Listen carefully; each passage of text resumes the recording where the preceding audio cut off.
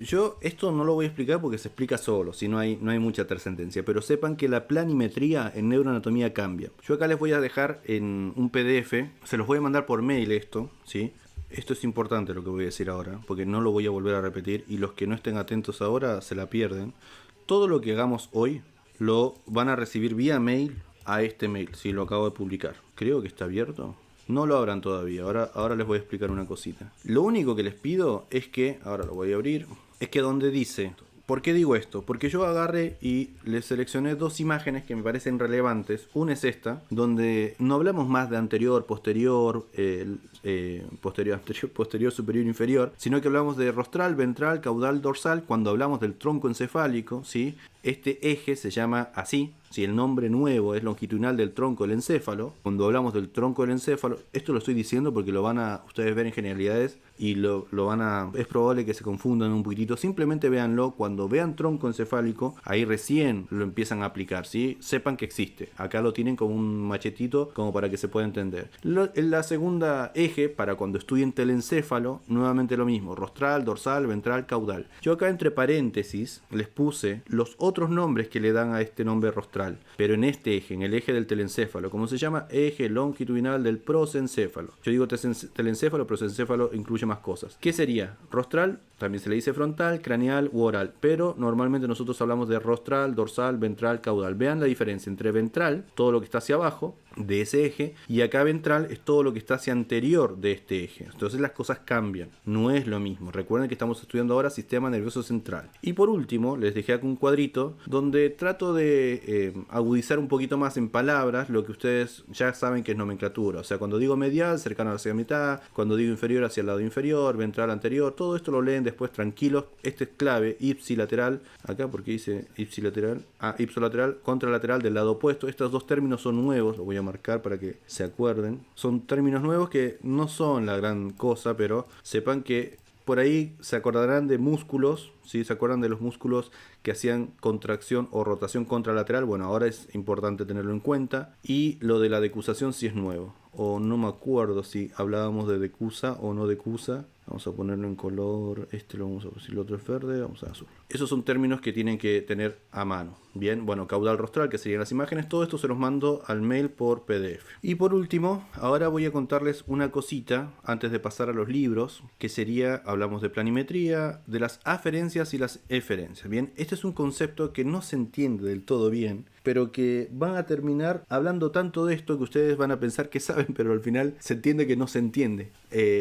¿A qué me refiero yo con...? Bueno, primera cosa, van a ver unas células que se llaman neuronas, que ustedes ya las conocen, que tienen un soma y tienen un axón. Esas células neuronales se clasifican, también hay células de la glía, todo eso lo van a ver en generalidades. Pero existe un concepto de esto que se llama aferente y esto que se llama eferente, ¿sí? Esto que está acá, que es una aferencia, significa que ingresa información al sistema nervioso central, pero que sea aferente no quiere decir, yo no tengo el signo semejante, no quiere decir que es igual a sensorial, quiere decir que se parece. ¿Por qué? Porque aferencia significa que viene hacia mí o que esa información viene hacia un lugar. Conclusión, si yo me acerco o analizo este esquema, el esquema de una aferencia al sistema nervioso central sería esta. ¿Cómo se suele llamar esta cadena de neuronas? Esto es lo que se llama una vía. Y esas vías tienen nombres. Antiguamente nosotros los llamamos vías, ahora se llaman sistemas, ¿sí? Vamos a hablar de un sistema nervioso somático, que son un encadenamiento de neuronas que van a llevar información de la periferia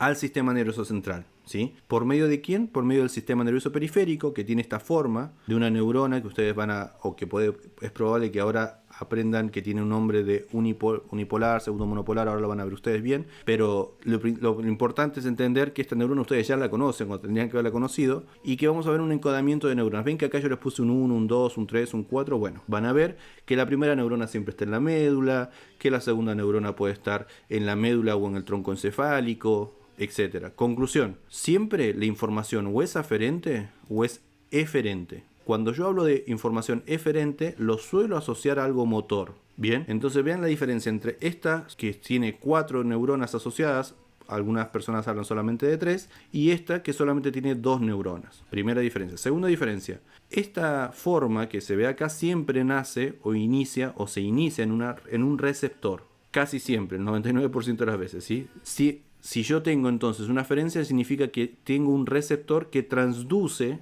ese concepto es importante de transducción, transduce la información o la energía en una información eléctrica o energía eléctrica, que nosotros ya sabemos que es potencial de acción, que se hacen sinapsis, etcétera, que eso lo vieron en biología o en histo, que ese receptor entonces transduce un tipo de energía y hace el cambio entre ese tipo de energía, que puede ser, no sé, que yo me toco el dedo y esa presión, esa energía con la cual causo presión sobre mi piel, la transduce y la transforma en energía eléctrica. ¿Sí? Esa forma de electricidad, sinapsis, neurotransmisores, etcétera, es la forma en que se encadena la información en esta vía que podríamos llamar la vía aferente principalmente, ¿sí? Lo vuelvo a decir. Conclusión, yo tengo un receptor que se asocia a una primera neurona que siempre tiene esta forma, que el 99% de las veces tiene esta forma, que ustedes ahora van a estudiar en generalidades, y que después tengo una segunda neurona y una tercera neurona. ¿Qué es lo que yo tengo que saber siempre? Es dónde encuentro el soma de la primera neurona, si decusa o no decusa,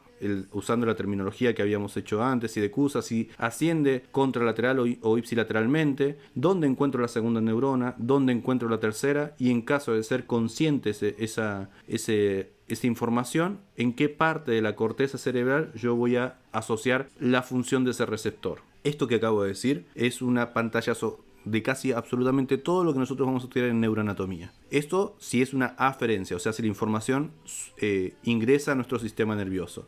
Por otro lado, tenemos una respuesta, y esto termina invariablemente en un órgano efector. Este órgano efector no siempre es un órgano, no siempre, uno se imagina el músculo, no sé, el bíceps braquial, por ejemplo. Yo de la corteza mando una información por una neurona, que se llama motoneurona superior, a una segunda neurona, que se llama motoneurona inferior, que llega al bíceps braquial, que es el órgano efector. Esta forma es la que me van a preguntar: ¿dónde está la segunda neurona? ¿La segunda neurona decusó o no decusó? ¿La primera neurona dónde se encuentra? ¿En qué parte de la corteza? Esta parte del axón de la primera neurona, ¿por dónde pasa? Bueno, todo eso es neuroanatomía. ¿Y por qué es importante entender este esquema? Porque siempre se repite. Si yo muevo los ojos, siempre voy a tener que tener en mi mente dónde está la primera neurona y dónde está la segunda neurona. ¿Para qué? Para mover el recto superior del globo ocular. Si yo quiero, por ejemplo, pensar en la inervación, bueno, a ver, por ejemplo, el vago. El vago, ¿qué es lo que movía? O uno más fácil, el nervio facial, que era el movimiento de la cara, ¿sí? ¿Dónde está la primera neurona del facial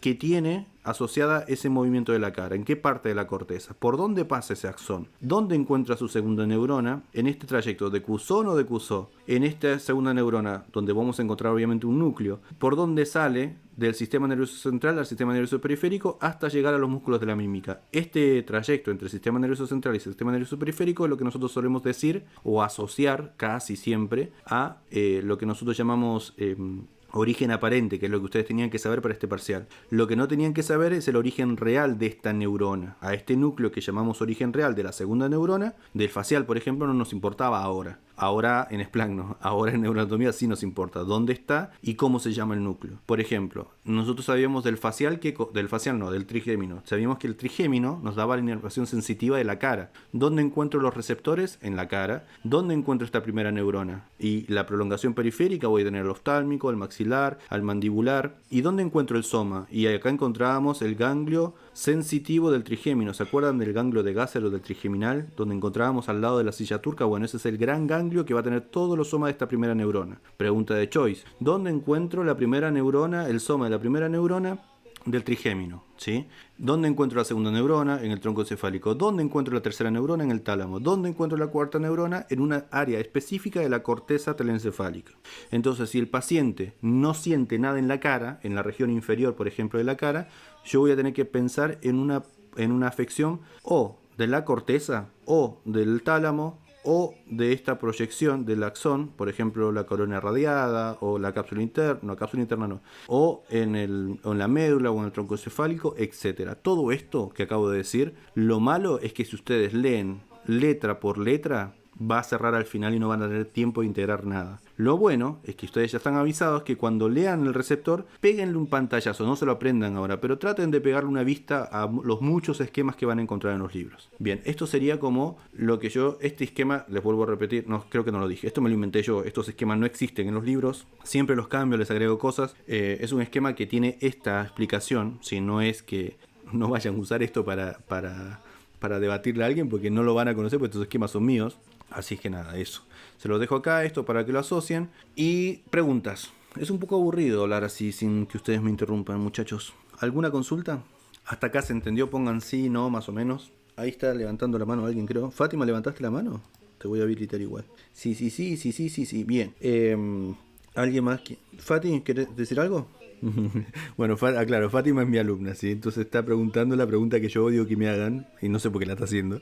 Pero nosotros cuando estudiamos de libros, ¿sí? Siempre estudiamos de libros. No, lo bueno de neuroanatomía es que en muchos puntos, en muchos videos, en muchos trabajos prácticos, el libro es menos completo que el video que ustedes van a ver.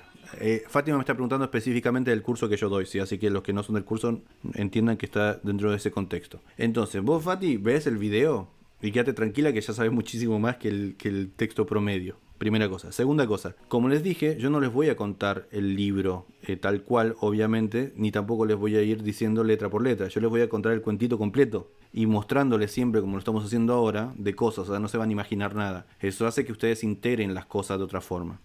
Hay gente que solamente con los videos aprueba, sí, y entiende muchísimo, sí. Y esto se da solamente con neuroanatomía porque a mí particularmente me gusta mucho neuronato.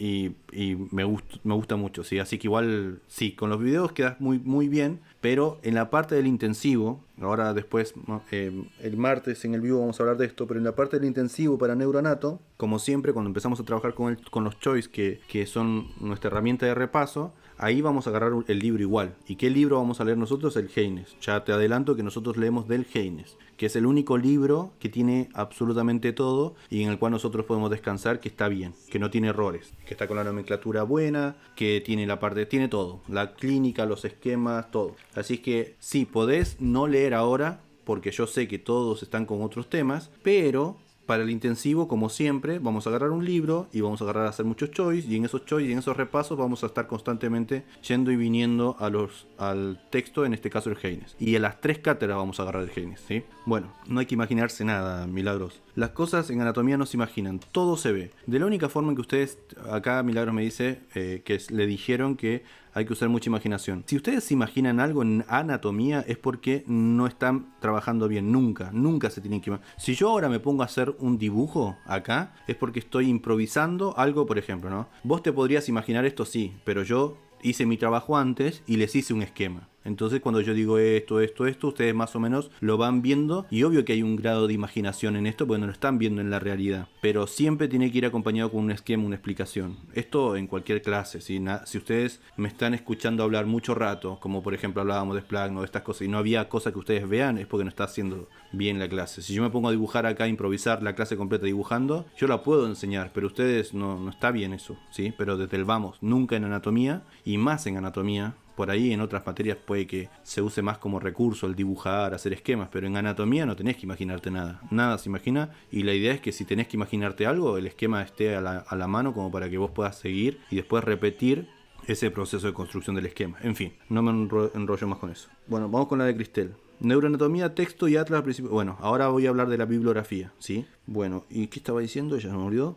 Bueno, este esquema después véanlo, lo que les digo y hago hincapié es que esto no es de un libro, esto me lo inventé yo, no vayan a pensar que lo van a buscar en algún texto porque no está. Bien, aferencias y inferencias, ¿se entendió entonces? Aferencias me refiero a estructuras que inician en un receptor y que llevan información hacia el sistema nervioso central, y eferencias es precisamente la situación inversa, o sea, terminan en un órgano efector y casi siempre inician desde el sistema nervioso central, desde la corteza o desde la médula, en esta dirección hacia un órgano efector. ¿Por qué puede ser de la corteza o de la médula? Porque hay cosas que se llaman reflejos que inician desde la médula, que no tienen que ascender a la corteza. Por ejemplo, una persona que está en coma tiene el reflejo rotuliano que ustedes estudiaron en el locomotor, y está bien, porque la parte medular que que da cierre a ese reflejo se encuentra en la médula, no se encuentra en la corteza. En fin, todo esto lo vamos a ver más adelante. Por eso vuelvo a decir, acá sí importa muchísimo la función. Una vez que ustedes saben una estructura, saben la función, entonces empiezan a entender todo. ¿Bien? Perfecto. De aferencias y eferencias, ¿alguna consulta? Ahora si los leo lo que ustedes quieran, pregunten ahora. O levanten la manito y me interrumpen en audio. Ahí veo que alguien está escribiendo. No lío, dice Nati. Bueno, perfecto. Seguimos entonces.